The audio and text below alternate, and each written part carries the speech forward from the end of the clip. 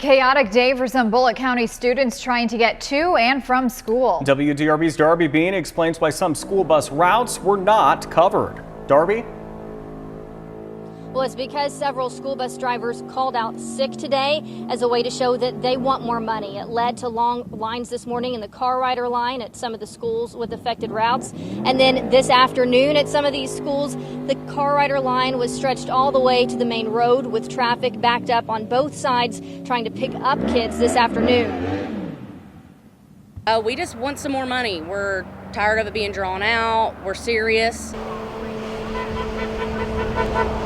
Tuesday morning's ride to school and back home, a scramble for some in Bullitt County after more than a dozen bus routes were left without drivers.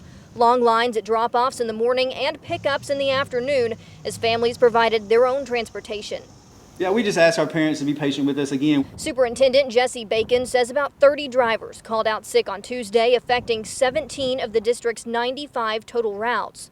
Bus drivers saying this is their way to take a stand. It's very frustrating because we've tried going about it every other way.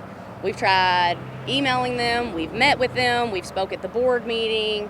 We've tried doing everything before actually having to do a sickout. This note was posted outside the Board of Education building with demands. Top of the list is a request for a $3.08 raise across the board for bus drivers.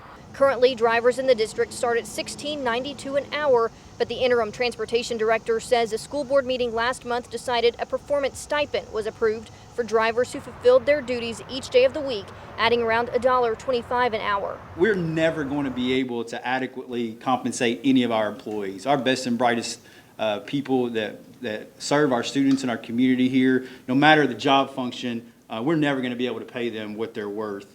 But we are committed to making sure that we do all we can to adequately compensate and to be competitive with other districts across the board.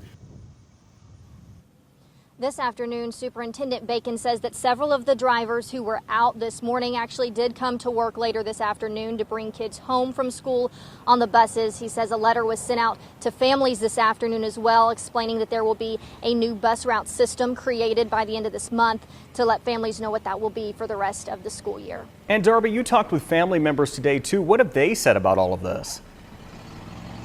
Chris, I talked with one grandpa today. He didn't want to do an on-camera interview with us, but he did tell me that his grandson goes to Shepherdsville Elementary right here. He said that this morning when he realized that he wasn't going to be able to drop his grandson off at the school bus stop, that he took him to school himself, and that grandfather actually had to take off work today to be able to pick his grandson up from school. I asked him what's he going to do tomorrow if this continues. He says his grandson may not be able to come to school if there's not a bus that comes by tomorrow, and he's hoping that something will change.